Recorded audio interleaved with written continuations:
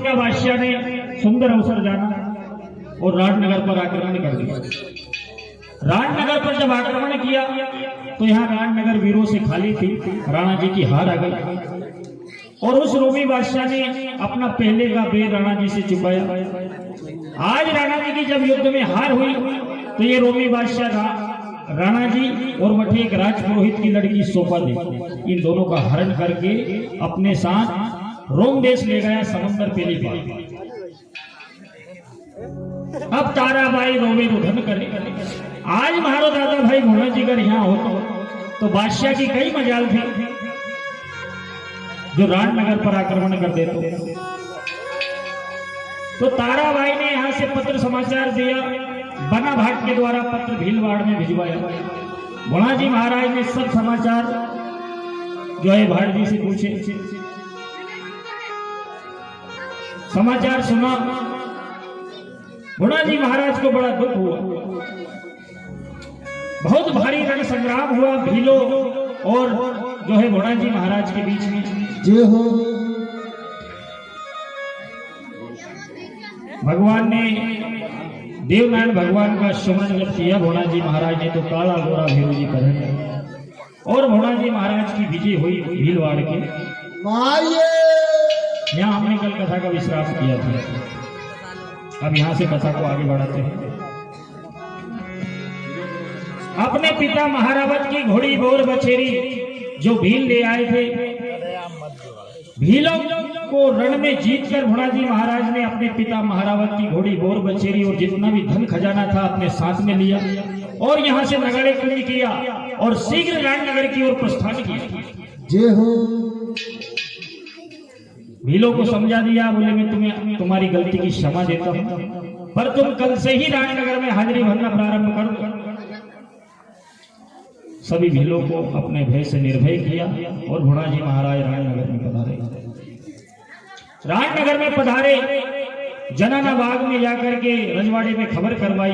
बोले जाओ जाकर के मेरी बहन तारा से कहो उनके लिए आज बड़ा कुशल मंगल दिन, कहना कि उनका दादा भाई भोना जी आज भीलवाड़े विजय करके और घोड़ी को अपने साथ में लेकर के राजनगर में आ गए। जय हो। तो तारा से जाकर के कहो मेरी आरती उतारने के लिए जनाना बाग में आ गए। ताराबाई ने जब समाचार सुना तो आरती उतारने के लिए तो आई ताराबाई, पर ना तो कोई ढोल नगाड़ा ना कोई गाने बजाने वाले, क्योंकि यहाँ तो हर घर चिंता छाई हुई थी, हर घर उदासी छाई हुई थी। राजनगर जो है राणा जी से वीरों से खाली थी, सबके मुख पे उदासी छाई। अब ताराबाई आई आरती उतारने के लिए और भोना जी महाराज जनाना बाग में खड़े हैं। देखा उन्होंने कि ना तो कोई गाने बजाने वाले हैं ना कोई ढोल नगाड़े हैं। ताराबाई आरती उतारने लगी, भोना जी महाराज ने मना कर दिया। बोले बेन क्या हुआ, आज मैं जिसको देख रहा हूं उसका मुख कुमलाया हुआ क्यों है, सबके चेहरे का नूर उतरा हुआ क्यों है, कहो कोई मुसीबत आई। ताराबाई ने मन में विचार किया कि इतने शुभ समय के ऊपर मैं दादा भाई से कुछ नहीं कहूँ, क्योंकि 6 माह में आज दादा भारी रण संग्राम करने के बाद राजनगर में पधारे, इसलिए इनसे अभी कुछ नहीं कहूँ। खूब गाठी छाती करी, पर भोना जी महाराज जब ज्यादा जोर दे दे करके पूछने लगे तो ताराबाई की आंखों से आंसू की धारे बहे। जय हो। ताराबाई की आंखों से जब आंसू की धारे बही, भोना जी महाराज को बड़ा दुख हुआ। बोले हुआ क्या है बहन, तुम रो क्यों रही हो, कहो राजनगर में कोई मुसीबत आई। जोर जोर से हिचकी मार मार के तारा बहन रो गई। बोले हुआ क्या है, मेरी बहन को रो क्यों रही है तारा, क्या बात है, कहो।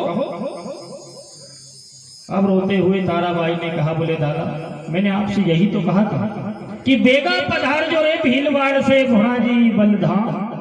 जय हो।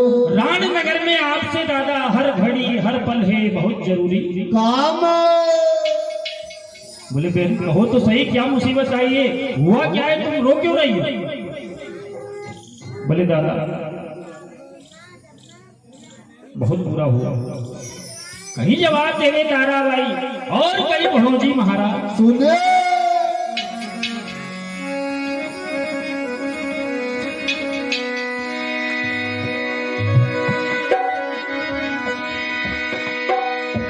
हे आपके जाया पाशे रहन में हाँ हाँ ये जी भारी मुसीबत आई थी।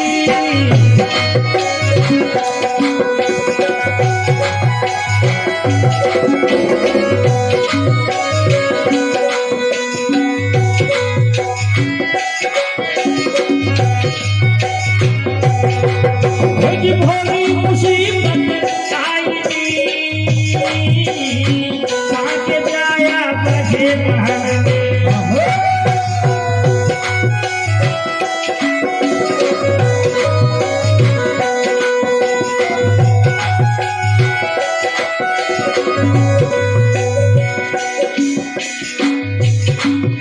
ये चढ़ कर आयो रोमी बादशाह और सत में लायो हो जगी चढ़ के आयो रोमी बादशाह।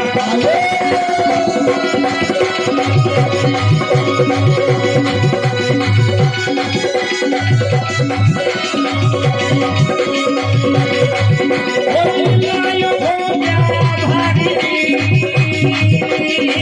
चढ़ के आयो रोमी बादशाह।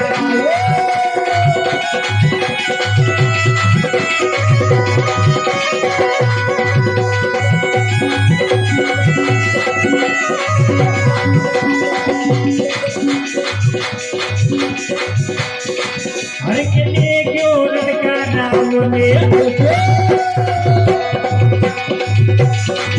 और संग में सुमहते प्यारी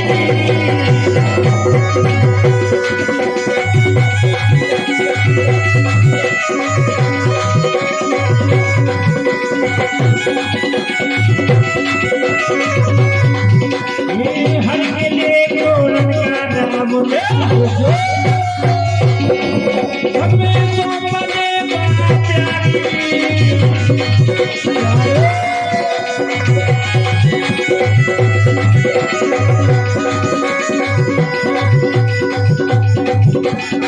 ये तारा के बहे दिनों से अब तीर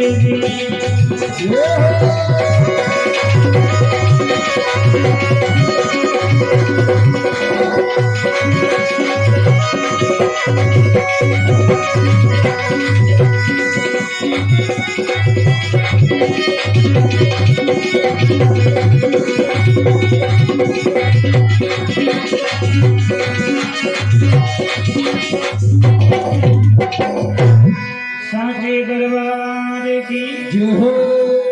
बोले बेन कहो क्या हुआ है।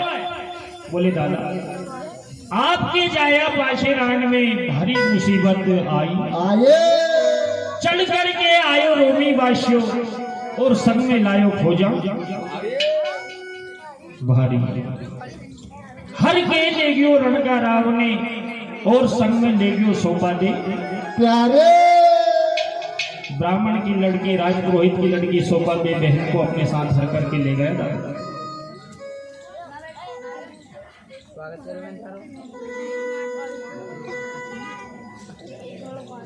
इतनी बात सुनी बुढ़ाजी महाराज हे सुनती बराबर बुढ़ाजी महाराज के अंग में कटार में जय हो।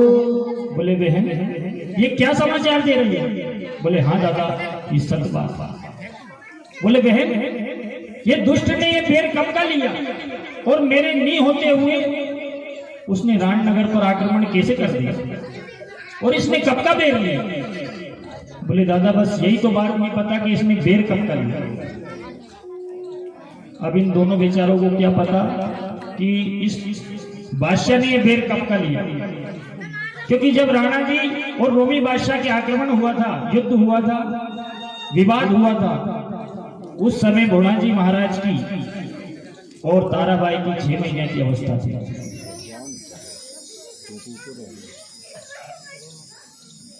6 महीने की अवस्था, इन दोनों को कुछ भी नहीं पता था। बोले दादा बस यही तो नहीं मालूम कि इस बादशाह ने ये बेर कब का लिया। घोड़ा जी महाराज ने कहा तारा अब आरती नहीं होगी, अब आरती में जब ही करवाऊंगा जब ये राजनगर की गादी पे महाराणा दुर्जन सिंह जी वापस ला करके बैठा दे। जय हो। अब आरती नहीं होगी जब तक उस दुष्ट बादशाह का सर धड़ लगनी कर दूं और राणा जी वापस ला करके राजगादी पे नहीं बिठा दूं तब तक आरती नहीं होगी तारा। अब ताराबाई रोवे रुधन करे, बोले दादा आप 6 महीने से भारी युद्ध कर रहे और आप 6 महीना में आज पधारे होंगे, कुछ दिन विश्राम करो, 2 4 6 10 दिन रुको फिर पधार जाइए।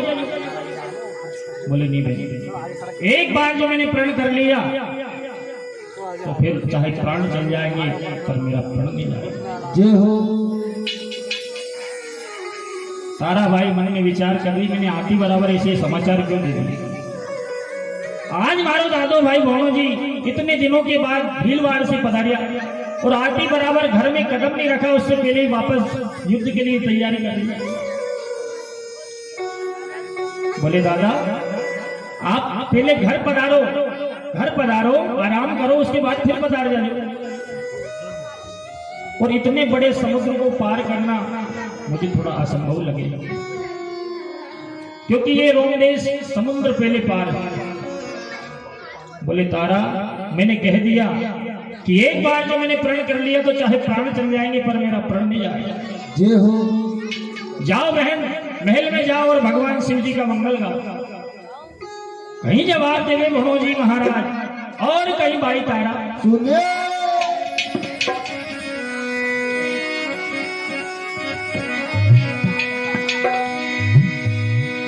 ये मत रोवे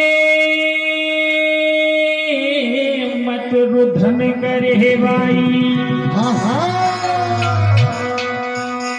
तू मत बरसावे नैना से नीर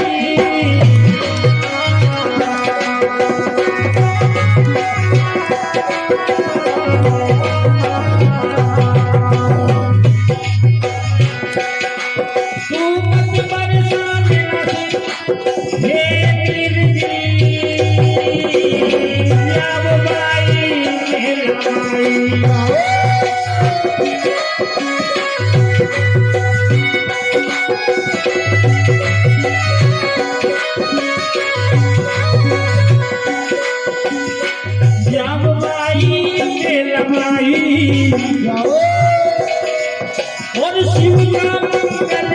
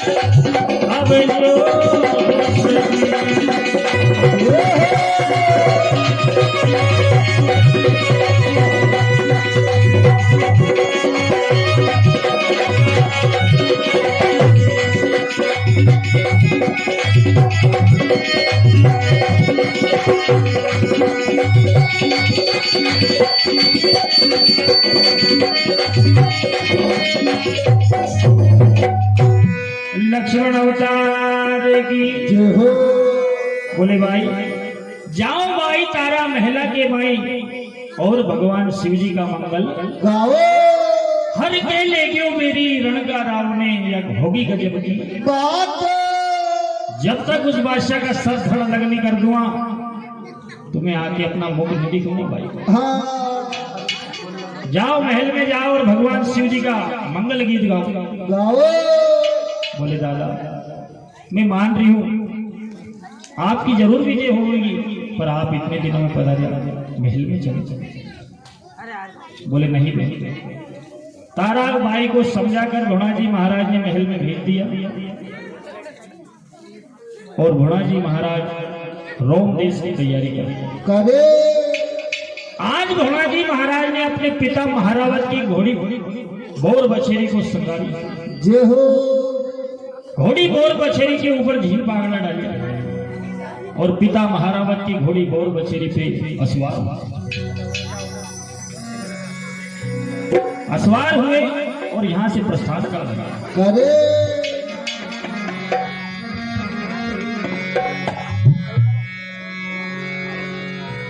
ये घोड़ी साधारण घोड़ी नहीं थी, शक्ति का अवतार था। तो कई प्रकार से गौड़ बछेरी धान भरे हैं और भोणाजी महाराज रोम देश की ओर प्रस्थान करे।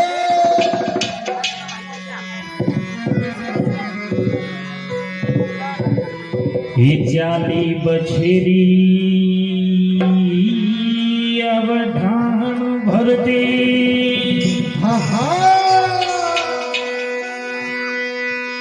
कर सूरज ने सात सलाम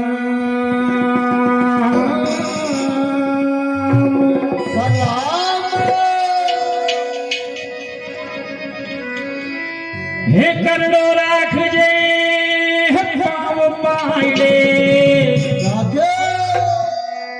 और हमारी ढीली तीजे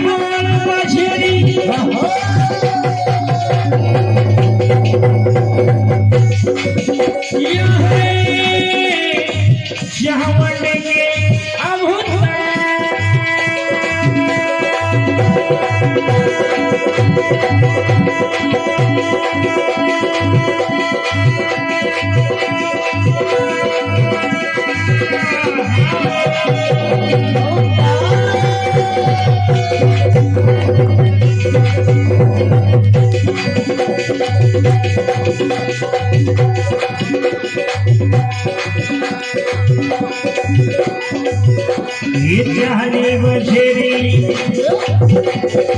अब धान भरती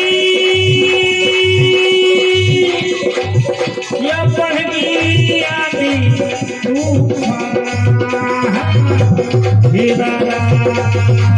जीविया